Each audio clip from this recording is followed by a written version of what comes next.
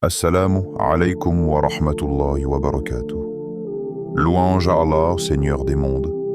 Que la paix et la bénédiction soient sur notre prophète Muhammad sallallahu alayhi wa sallam. Prends un instant, respire profondément et écoute avec ton cœur, pas seulement avec tes oreilles. Et si ce vendredi, le jour le plus noble de la semaine, le jour que le prophète, que la paix et le salut d'Allah soient sur lui, a qualifié comme le meilleur sur lequel le soleil s'est levé, devenait le point de départ de ta guérison? Pas une guérison ordinaire, pas seulement celle que les médecins mesurent, mais une guérison plus vaste, plus profonde, celle qui commence dans l'âme, traverse le cœur et finit par atteindre le corps, par la permission d'Allah. Et si, pendant un simple sujoud, ce moment où ton front touche la terre, où ton ego se brise, où ton cœur se met à nu devant son Créateur, en répétant seulement 2 noms d'Allah, ta douleur devenait expiation, ta maladie élévation, et ton épreuve, une miséricorde cachée que tu ne comprends peut-être pas encore. Combien de personnes souffrent en silence? Combien prient sans vraiment espérer? Combien invoquent, mais avec un cœur fatigué, presque résigné? Ce rappel n'est pas destiné à ceux qui vont bien. Il est pour celui qui a mal, pour celle qui pleure la nuit, pour celui qui a tout essayé et qui n'a plus que doigt, pour celle dont le corps est affaibli, mais dont la foi refuse de mourir. Ce vendredi n'est pas un vendredi comme les autres, car Allah, quand il veut un bien pour son serviteur, il le guide vers un rappel au moment exact où son cœur en a besoin. Et si tu es ici maintenant, ce n'est pas un hasard. Avant d'aller plus loin, fais une chose simple mais lourde de sens. Abonne-toi à cette chaîne Voix de la Sunna, car chaque rappel partagé est une sadaka jariya potentielle pour toi. Écris en commentaire un mot qui vient de ton cœur, comme Ya Shafi ou Ya Rahman, ou simplement Oh Allah, guéris-moi. Même un seul mot peut être une invocation. Partage ce rappel avec quelqu'un qui souffre, car peut-être que sa guérison passera par toi. Et surtout, reste jusqu'à la fin, pas par curiosité, mais parce qu'une surprise spirituelle, un moment particulier, t'attend à la fin de ce rappel. Un moment que beaucoup regrettent de manquer. Un moment qui, par la permission d'Allah, pourrait marquer un tournant dans ta relation avec lui. Revenons maintenant à ce vendredi. Le vendredi n'est pas seulement un jour, c'est un rendez-vous hebdomadaire entre le serviteur et son Seigneur. Un jour où les portes du ciel sont grandes ouvertes. Un jour où les invocations ne sont pas comme les autres. Un jour où il existe une heure mystérieuse durant laquelle aucune invocation sincère n'est rejetée. Et pourtant, beaucoup passent ce jour comme un jour banal. Ils mangent, ils travaillent, ils parlent, mais ils oublient que ce jour peut décider de leur destinée. Le prophète, que la paix et le salut d'Allah soient sur lui, nous a appris que le sujoud est le moment où le serviteur est le plus proche de son Seigneur. Pas quand il parle beaucoup, pas quand il impressionne les gens, mais quand il se prosterne, faible, humble, dépendant. Et c'est précisément là, dans cette position de faiblesse totale, que se cachent les plus grandes guérisons. Pas parce que le sujoud est magique, mais parce qu'il est sincère, parce qu'il est vrai, parce qu'il est une reconnaissance silencieuse qui dit « Oh Allah, je n'ai plus de force sans toi ». Beaucoup cherchent la guérison partout, dans les causes visibles, dans les traitements, dans les paroles des créatures. Et tout cela a sa place, oui. Mais ils oublient parfois la source. Celui qui a créé la maladie est aussi celui qui a créé son remède. Celui qui t'a éprouvé est aussi celui qui est plus miséricordieux envers toi que ta propre mère. Ce rappel n'est pas une promesse vide. Ce n'est pas une formule magique. C'est un retour vers Allah, un retour vers la Sunna, un retour vers une foi simple, sincère, vivante. Alors ouvre ton cœur, pose ton fardeau et avance avec moi pas à pas.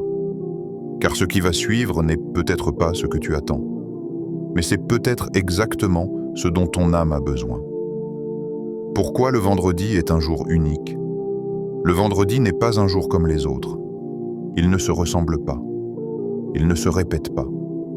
Même s'il revient chaque semaine, il ne porte jamais exactement la même charge spirituelle, car ce qui change, ce n'est pas le jour. C'est toi. Le prophète, que la paix et le salut d'Allah soient sur lui, a dit « Le meilleur jour sur lequel le soleil s'est levé est le vendredi. » Muslim. Cette parole n'est pas poétique. Elle est déclarative. Elle établit une hiérarchie entre les jours, comme Allah a établi une hiérarchie entre les lieux, les mois, les actes et les moments. Si le vendredi est le meilleur des jours, ce n'est pas parce que les gens s'y reposent. Ce n'est pas parce qu'il précède le week-end. C'est parce qu'Allah l'a choisi. Le vendredi est le jour où Adam fut créé, où il entra au paradis, où il en fut sorti, et où l'heure finale aura lieu. Autrement dit, le vendredi est lié au commencement, à l'épreuve et au retour. Il parle de ton origine, de ta vie et de ta fin. Quand tu te réveilles un vendredi, tu ne te réveilles pas simplement dans une nouvelle journée. Tu te réveilles dans un cycle spirituel complet, condensé en quelques heures. C'est un jour où la miséricorde circule autrement. Un jour où les cœurs sont plus réceptifs, même sans le savoir. Un jour où les anges se tiennent aux portes des mosquées, notant ceux qui viennent tôt, comme si chaque pas comptait davantage que les autres jours. Le vendredi est un jour de pardon, mais pas un pardon automatique. C'est un pardon offert à celui qui s'en approche avec conscience. Le prophète, que la paix et le salut d'Allah soient sur lui, nous a enseigné que celui qui fait ces grandes ablutions, se purifie, se rend à la prière du vendredi, écoute attentivement sans nuire aux autres, voit ses péchés effacés entre deux vendredis, à condition d'éviter les grands péchés. Cela signifie que le vendredi n'est pas un jour isolé. Il est un pont, un lien entre ce que tu étais la semaine passée et ce que tu peux devenir la semaine suivante. Mais il y a plus encore. Le vendredi est aussi un jour d'exaucement, un jour où existe une heure mystérieuse, inconnue volontairement, durant laquelle toute invocation sincère est acceptée. Pourquoi Allah exalté soit-il caché cette heure? Pour que le croyant n'invoque pas seulement à un instant précis, mais qu'il habite le jour entier avec son cœur. Ainsi, chaque instant du vendredi devient potentiellement sacré. Chaque soupir peut devenir dua. Chaque silence peut devenir appel. Ce jour-là, ce que tu demandes n'est jamais ordinaire, même si ta demande te semble simple. Car ce n'est pas la taille de la demande qui compte, mais le moment où elle est déposée. Une larme versée un vendredi n'a pas le même poids qu'une larme versée un autre jour. Une invocation chuchotée un vendredi ne traverse pas les cieux de la même manière. Le vendredi est aussi un jour de rappel. Rappel que le temps passe. Rappel que la semaine s'achève. Rappel que la vie s'écoule, vendredi après vendredi, jusqu'à ce que l'un d'eux soit le dernier. C'est pourquoi les cœurs éveillés ressentent une gravité particulière ce jour-là. Une douceur mêlée de crainte. Une paix mêlée d'attente. Et dans cet espace spirituel unique, la guérison prend un sens nouveau. La guérison n'est pas seulement le retour à un corps fonctionnel. C'est parfois le retour à une foi stable. Parfois, le retour à une confiance perdue. Parfois, le retour à Allah après un long éloignement. Le vendredi est un jour où Allah rappelle ses serviteurs à lui, sans les brusquer. Il ouvre des portes sans faire de bruit. Il invite sans contraindre. Celui qui comprend le vendredi ne le remplit pas de paroles inutiles. Il le remplit de présence. Il le traverse avec respect, comme on traverse un lieu sacré. Car ce jour-là, le ciel est plus proche. Et le cœur, s'il le veut, peut l'être aussi. Le sujoud, le moment le plus proche d'Allah. Le prophète, que la paix et le salut d'Allah soient sur lui, a dit: le serviteur est le plus proche de son Seigneur lorsqu'il est en sujoud. Muslim. Cette parole renverse toute logique humaine. Dans ce monde, la proximité est associée à la hauteur. On monte pour être vu. On s'élève pour être reconnu. On se tient droit pour être respecté. Mais avec Allah, c'est l'inverse. La plus grande proximité ne se trouve pas dans l'élévation du corps, mais dans son abaissement total. Le sujoud est l'instant où l'être humain accepte pleinement ce qu'il est. Faible, dépendant, nécessiteux. Quand ton front touche le sol, tu renonces à toute illusion de contrôle. Tu ne regardes plus personne. Tu ne prouves plus rien. Tu ne tiens plus debout par toi-même. Et c'est précisément à cet instant-là que le ciel s'ouvre. Le sujoud n'est pas une position. C'est un état. Un état où le cœur parle sans mots. Un état où les larmes ne sont pas honteuses. Un état où la douleur peut enfin se déposer. Beaucoup prient, mais peu se prosternent réellement. Leur corps descend, mais leur cœur reste ailleurs, occupé, pressé, distrait. Mais quand le sujoud est habité, il devient un lieu, un refuge, un sanctuaire intérieur. C'est dans le sujoud que les invocations les plus sincères naissent, parce qu'elles ne sont plus filtrées par l'orgueil. On ne demande pas en sujoud pour impressionner. On demande parce qu'on n'en peut plus, parce qu'on a atteint une limite, parce qu'on reconnaît enfin que sans Allah, on ne tient pas. Et c'est pour cela que le sujoud est le meilleur moment pour demander la guérison. La guérison demande d'abord une vérité intérieure. Reconnaître que la force n'est pas en nous, que les causes, aussi nécessaires soient-elles, ne sont pas souveraines, que le dernier mot n'appartient qu'à Allah. Dans le sujoud, le corps est vulnérable, le cœur aussi. Et cette vulnérabilité est une porte immense. Combien de guérisons ont commencé là, loin des regards? Combien de fardeaux ont été allégés sur un tapis de prière? Combien de maladies ont été transformées en élévation silencieuse? Le sujoud est aussi un acte de confiance absolue. Tu poses ton front, la partie la plus noble de ton corps, sur le sol, parce que tu sais à qui tu t'adresses. Tu ne te prosternes pas devant la terre. Tu te prosternes devant celui qui l'a créé. Et plus ton sujoud est sincère, plus il devient long sans que tu t'en rendes compte. Le temps s'étire. Les mots se raréfient. La présence augmente. Dans cet instant suspendu, la douleur change de statut. Elle n'est plus seulement une souffrance. Elle devient un langage, une manière pour l'âme de parler à son Seigneur. Certains sont guéris physiquement, d'autres reçoivent une paix qui rend la douleur supportable. D'autres encore voient leur foi se solidifier au point que la maladie ne les brise plus. Tout cela commence au même endroit, le front au sol, le cœur tourné vers Allah. Le sujoud est l'endroit où l'on cesse de lutter contre ce qui est, et où l'on confie tout à celui qui peut tout. Il n'y a pas de posture plus humble. Il n'y a pas de proximité plus grande. Et celui qui goûte à cette proximité comprend que certaines guérisons ne se voient pas immédiatement, mais qu'elles changent la vie pour toujours. La guérison vient uniquement d'Allah. La guérison est une question qui touche l'être humain dans ce qu'il a de plus vulnérable.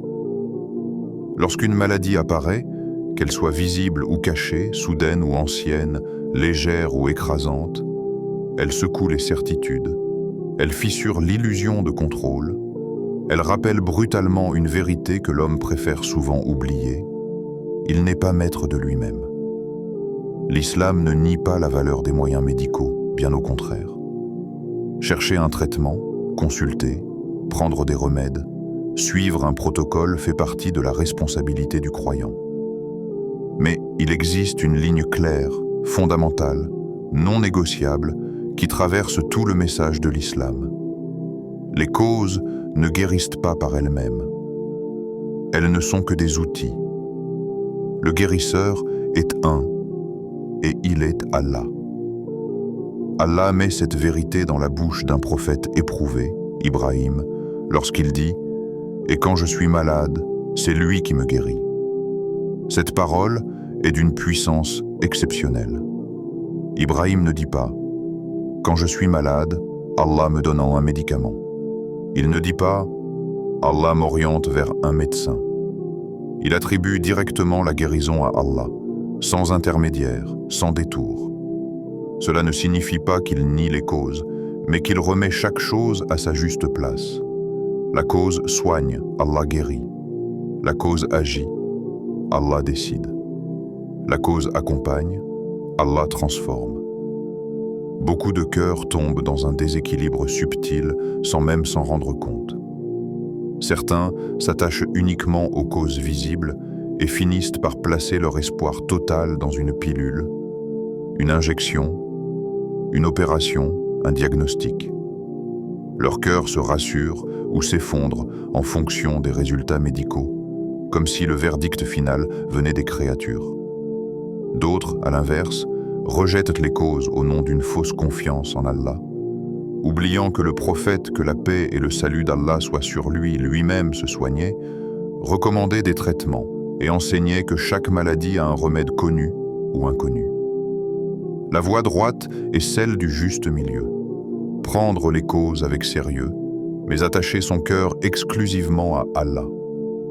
Reconnaître qu'Allah est l'unique guérisseur, ce n'est pas une formule à répéter, c'est une vision du monde. Cela signifie que la maladie n'apparaît pas par hasard, qu'elle n'échappe pas au regard divin, qu'elle n'est jamais hors contrôle. Elle survient par sagesse, même lorsque cette sagesse nous dépasse. Elle persiste par décret, même lorsque nous la combattons.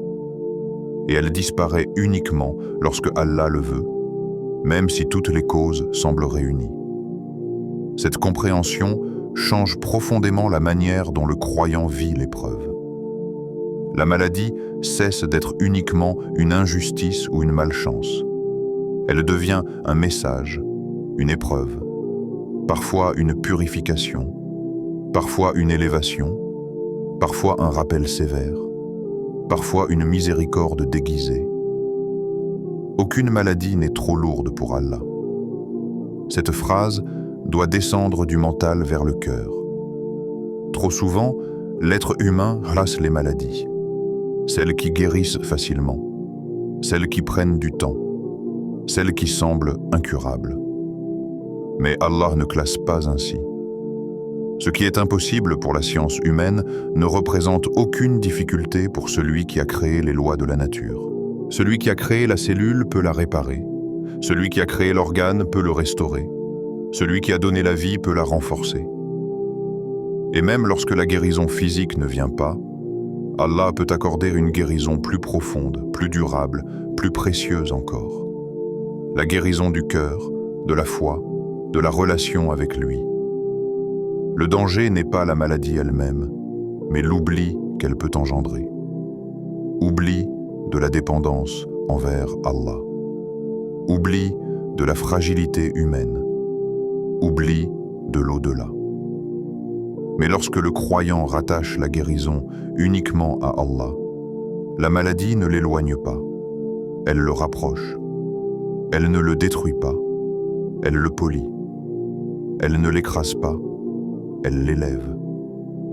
Et même dans la douleur, il garde une chose intacte, la certitude que rien n'échappe à son Seigneur.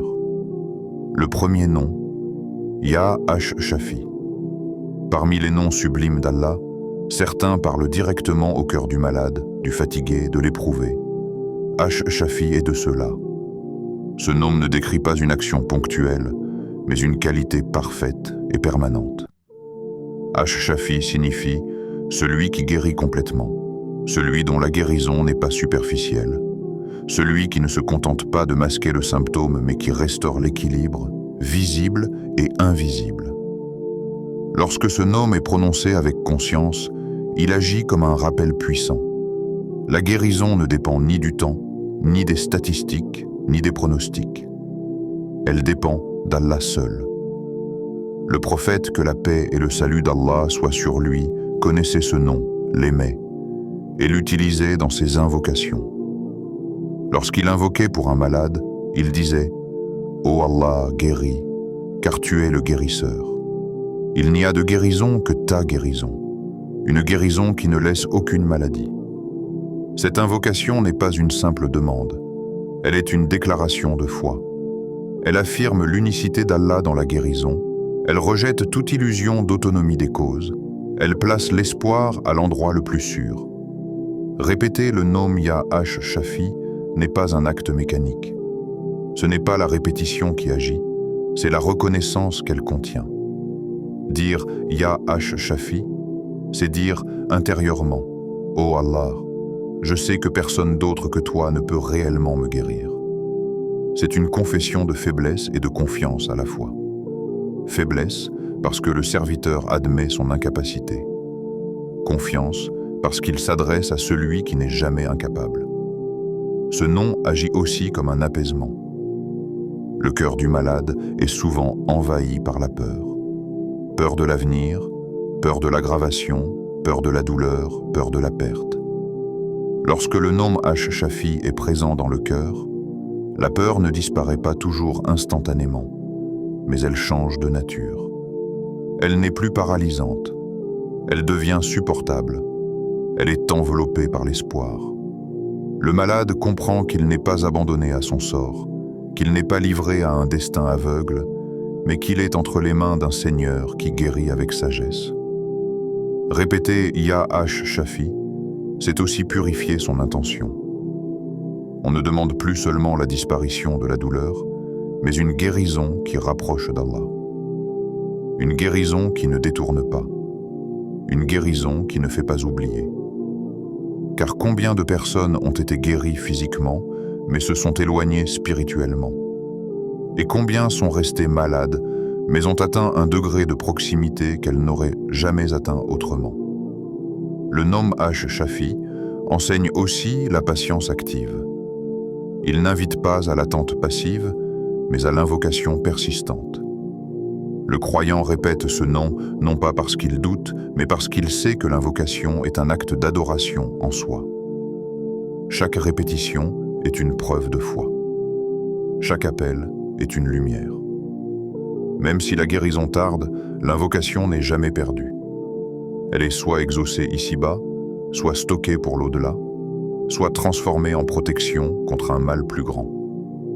Lorsque le serviteur intègre profondément le sens de Ya Shafi, sa relation à la maladie change. Il ne voit plus seulement ce qui lui fait mal, mais celui qui peut le réparer. Il ne se définit plus par son diagnostic, mais par son lien avec Allah. Et dans cette transformation intérieure, quelque chose de puissant se produit. Le cœur guérit avant même que le corps ne suive. Shafi n'est pas seulement un nom à prononcer en période de maladie. C'est un nom à garder vivant même en bonne santé, pour se rappeler que chaque bien-être est un don. Chaque souffle est un soin invisible. Chaque jour sans douleur est une guérison renouvelée. Celui qui vit avec ce nom dans son cœur ne sera jamais pris au dépourvu lorsque l'épreuve arrive, car il sait déjà vers qui se tourner. Et lorsqu'il se prosterne, front au sol, répétant doucement Ya Shafi, il ne parle pas à un concept abstrait. Il parle à son Seigneur, celui qui entend, celui qui sait, celui qui guérit quand il veut, comme il veut, pour qui il veut. Le deuxième nom, Ya Ar-Rahman. Parmi tous les noms d'Allah, il en est un qui fait fondre les cœurs avant même d'être compris par l'intellect. Un nom qui apaise avant même d'être expliqué. Un nom qui descend dans l'âme comme une pluie douce sur une terre fatiguée. Ar-Rahman, le tout miséricordieux. Pas une miséricorde limitée, pas une compassion conditionnelle, mais une miséricorde vaste, englobante, constante, qui ne dépend ni de la perfection du serviteur ni de sa force spirituelle. Ar-Rahman est le nom par lequel Allah a commencé son livre. Avant les lois, avant les ordres, Avant les interdictions, avant les récits d'épreuves et de récompenses, Allah s'est présenté comme le tout miséricordieux. Comme s'il disait au serviteur, « Avant même que tu me comprennes, sache que je suis miséricordieux envers toi. Avant même que tu m'obéisses correctement, sache que ma miséricorde te précède. » Cette miséricorde précède sa colère. Ce n'est pas une expression symbolique, c'est une réalité théologique profonde. Cela signifie que la colère d'Allah n'est jamais arbitraire, jamais impulsive, jamais dominante. Elle est toujours contenue, encadrée, précédée par une miséricorde immense. Même dans l'épreuve, même dans la maladie, même dans la douleur, la miséricorde n'a jamais quitté le croyant. Elle a simplement changé de forme. Beaucoup voient la maladie comme un retrait de la miséricorde divine. Mais le croyant qui connaît Ar-Rahman comprend que la miséricorde peut parfois se manifester sous une forme qui dérange le corps, mais réveille l'âme. Car qu'est-ce qu'une miséricorde qui te laisse t'éloigner sans te rappeler? Qu'est-ce qu'une douceur qui te conduit à l'oubli d'Allah? Parfois, la miséricorde prend la forme d'un arrêt, d'une faiblesse, d'une douleur, pour empêcher une chute plus grave. La miséricorde d'Ar-Rahman englobe la maladie. Elle ne l'exclut pas. Elle ne la nie pas. Elle l'entoure. La maladie n'est jamais hors du champ de la miséricorde divine.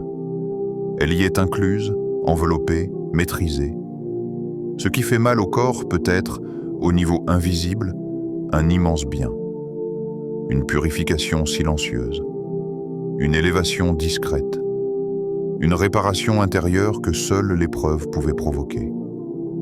Combien de cœurs étaient durs avant la maladie et se sont adoucis après? Combien de langues étaient sèches de rappel et se sont mises à invoquer? Combien de prières étaient en rapides et sont devenues longues, lourdes de larmes et de sincérité? Ar-Rahman transforme la douleur en purification. Chaque instant supporté avec patience, chaque soupir retenu, chaque larme non accompagnée de révolte devient une cause d'effacement des péchés. Et parfois, Allah ne commence pas par guérir le corps. Parfois, il commence par le cœur. Il enlève une rancœur. Il apaise une angoisse. Il répare une relation avec lui. Il redonne du sens. Et quand le cœur guérit, même si le corps souffre encore, la souffrance n'a plus le même poids. Elle n'écrase plus. Elle ne détruit plus. Elle devient supportable, habitée par l'espoir. Ya Ar-Rahman n'est pas seulement le nom du réconfort. C'est aussi le nom de la compréhension. Allah sait exactement ce que tu ressens. Il sait ce que tu montres et ce que tu caches. Il sait les douleurs que tu n'oses pas expliquer, les fatigues que tu minimises, les nuits longues, les pensées lourdes. Et sa miséricorde n'est jamais distante. Elle est plus proche que ce que tu imagines. Invoquer Ya Ar-Rahman, c'est accepter d'être pris en charge entièrement. Pas seulement physiquement, mais émotionnellement, spirituellement, intérieurement. C'est dire « Oh Allah, je te confie ce que je comprends et ce que je ne comprends pas. Ce que je supporte et ce que je n'arrive plus à porter. » Et dans cette remise totale, quelque chose se relâche. Le cœur se détend, l'âme respire, la douleur change de texture. Comment pratiquer ce vendredi? La beauté de l'islam réside dans sa simplicité. Les actes les plus puissants ne sont pas nécessairement les plus compliqués. Ils sont souvent les plus sincères, les plus discrets, les plus conformes à la sunna. Ce vendredi n'exige rien d'extraordinaire. Il ne demande pas d'innovation, pas de rituel étrange, pas de formule secrète. Il demande seulement une chose rare, la présence du cœur. Commence par tes prières, pas seulement en les accomplissant, mais en les vivant. Ralentis, ressens chaque position. Comprends que chaque takbir est une rupture avec le monde. Chaque récitation est une conversation. Chaque inclination est un aveu de grandeur divine. La prière n'est pas une formalité à expédier avant de demander la guérison. Elle est déjà, en elle-même, une guérison. Puis vient le sujoud. Ce moment intime, silencieux, souvent sous-estimé. Le sujoud n'a pas besoin d'être spectaculaire. Il n'a pas besoin d'être long pour être sincère. Mais il doit être vrai. Choisis un sujoud dans lequel tu es réellement présent. Beaucoup de savants ont mentionné l'importance de l'après-Asr le vendredi en raison de l'espoir lié à l'heure d'exaucement. Mais chaque sujoud reste valable, tant qu'il est habité par la foi. Dans ce sujoud, répète avec calme, sans précipitation, sans compter avec obsession, mais avec le cœur éveillé. Ya Ash-Shafi, Ya Ar-Rahman. Laisse ces noms descendre en toi. Ne les prononce pas comme des sons, mais comme des appels. Chaque répétition est une reconnaissance. Chaque répétition est un acte d'adoration. Répète autant que tu peux, autant que ton cœur le souhaite. Il n'y a pas de nombre imposé. La sunna n'a jamais enfermé l'invocation sincère dans des chiffres rigides. Ce qui compte, ce n'est pas la quantité, mais la vérité de l'appel. Et lorsque ton cœur est prêt, lorsque les mots deviennent lourds de sens, demande ta guérison. Clairement, simplement, sans détour. Dis à Allah ce que tu ressens, ce que tu veux, ce que tu espères, ce que tu crains. Demande avec humilité, pas avec exigence. Demande avec confiance, pas avec doute. Et surtout, accepte que la réponse d'Allah prenne la forme qu'il choisit. La foi véritable ne dicte pas à Allah comment agir. Elle lui fait confiance, même lorsque la réponse ne correspond pas immédiatement à l'attente. Ce vendredi, tu n'as pas besoin d'en faire trop. Tu as besoin d'être vrai, sans innovation, sans excès, sans mise en scène. Juste toi, ton Seigneur, et deux noms sublimes qui résument tout. La guérison parfaite et la miséricorde infinie. Et dans cette simplicité se cache parfois la plus grande des transformations. Si la guérison tarde, ce n'est pas un refus. Lorsque la guérison tarde, le cœur humain est mis à l'épreuve d'une manière particulière. Ce n'est plus seulement le corps qui souffre, mais l'âme qui commence à se poser des questions. Pourquoi pas maintenant? Pourquoi pas moi? Pourquoi cette douleur persiste-t-elle malgré les prières, malgré les invocations, malgré les larmes versées dans le sujoud? À cet instant précis, deux chemins s'ouvrent devant le croyant. Le premier est celui du découragement, du doute, parfois même du reproche intérieur.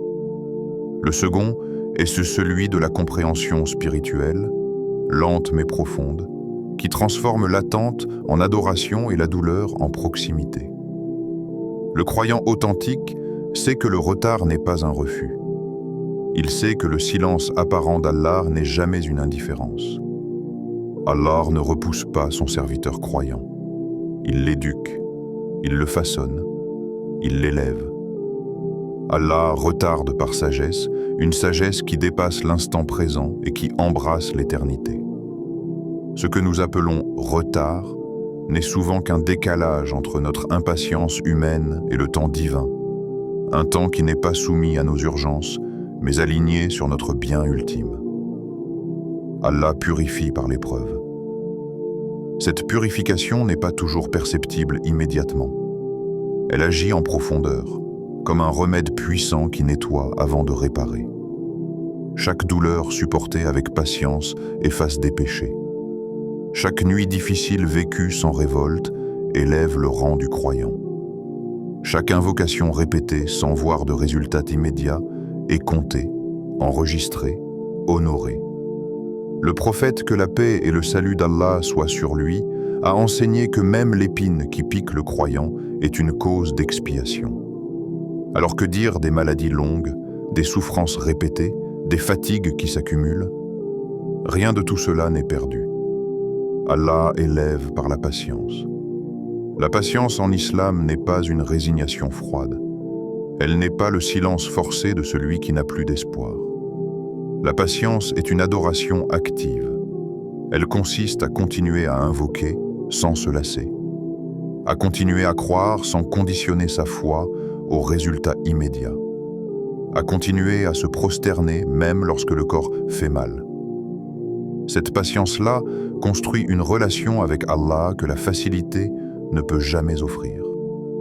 Elle fait naître une intimité rare, une confiance solide, une certitude qui ne dépend plus des circonstances. Chaque douleur peut devenir une lumière dans l'au-delà. Ce que le croyant endure ici-bas peut devenir une source d'éclat immense le jour où les comptes seront rendus. Certains serviteurs, lorsqu'ils verront les récompenses accordées pour les épreuves endurées avec patience, souhaiteront avoir souffert davantage. Non pas par amour de la douleur, mais par amour de ce qu'elle a produit auprès d'Allah. Ainsi, la maladie, lorsqu'elle est accompagnée de foi, cesse d'être uniquement une épreuve à subir. Elle devient un investissement pour l'éternité. Celui qui comprend cela ne se sent plus abandonné lorsque la guérison tarde. Il se sent accompagné. Il comprend que peut-être Allah retarde la guérison du corps pour accélérer la guérison du cœur. Peut-être qu'il retarde la disparition de la douleur pour installer une foi plus stable, plus mature, plus profonde. Peut-être qu'il protège le serviteur d'un mal plus grand encore, invisible, que seule sa science connaît. Ô Allah, toi le guérisseur parfait, Ya Ash-Shafi, toi dont la guérison ne dépend ni du temps, ni des causes, ni des limites humaines, nous reconnaissons que nul ne peut guérir si ce n'est toi. Ô Allah, toi le tout miséricordieux, Ya Ar-Rahman, ta miséricorde a précédé notre existence, elle nous entoure dans la santé comme dans la maladie, et elle ne nous quitte jamais, même lorsque nos cœurs vacillent. Ô Allah, guéris nos corps là où la douleur s'est installée. Guéris ce qui est visible et ce qui est caché. Guéris ce que les médecins comprennent et ce qui échappe à toute explication humaine. Ô Allah, apaise nos cœurs fatigués par l'attente, allège nos âmes chargées par la peur, retire de nous l'angoisse, le doute et la tristesse prolongée. Ô Allah, purifiez-nous par cette épreuve, efface nos péchés par chaque instant supporté avec patience, élève nos degrés par chaque invocation répétée avec sincérité. Ô Allah, accorde-nous une guérison complète, une guérison qui ne laisse ni trace, ni faiblesse, ni douleur persistante, une guérison visible pour nos corps et invisible pour nos cœurs. Ô Allah, fais de ce vendredi un jour de soulagement pour ceux qui souffrent, un jour de pardon pour ceux qui ont fauté, un jour de proximité pour ceux qui te cherchent sincèrement. Ô Allah, ne nous laisse jamais penser que tu nous as oubliés. Ne nous laisse jamais croire que nos larmes sont vaines. Fais de nous des serviteurs patients, reconnaissants et confiants. Amin ya Rab al-Alamin. N'oublie jamais cette vérité, même lorsque la douleur parle plus fort que l'espoir. Une invocation sincère ne se perd jamais. Elle est soit exaucée, soit différée, soit transformée en bien plus grand encore. Un sujoud n'est jamais ignoré. Même lorsqu'il semble silencieux, il est entendu, enregistré, honoré. Et Allah ne déçoit jamais celui qui place sa confiance en lui, même lorsque le chemin est long, même lorsque la guérison tarde. Peut-être que ce vendredi ne marquera pas la fin immédiate de ton épreuve, mais peut-être qu'il marquera le début d'autre chose. Une foi plus solide, une relation plus profonde, une paix intérieure qui change tout. Peut-être que ce qui te fait mal aujourd'hui deviendra demain ton témoignage le plus fort de la miséricorde d'Allah dans ta vie. Aligné avec voix de la Sunna. Si ce rappel a touché ton cœur, même légèrement, alors fais-en une cause de bien. Like cette vidéo pour que ce rappel atteigne d'autres cœurs éprouvés. Écris Amin en commentaire pour invoquer pour toi, pour nous, pour tous ceux qui souffrent en silence. Abonne-toi à Voix de la Sunna et active la cloche, car chaque rappel partagé peut être une guidance pour quelqu'un d'autre. Le prophète, que la paix et le salut d'Allah soient sur lui, a dit « Celui qui montre une bonne voie aura la même récompense que celui qui la suit. » Muslim. Ensemble, suivons la sunna pas à pas, jusqu'à atteindre la satisfaction d'Allah.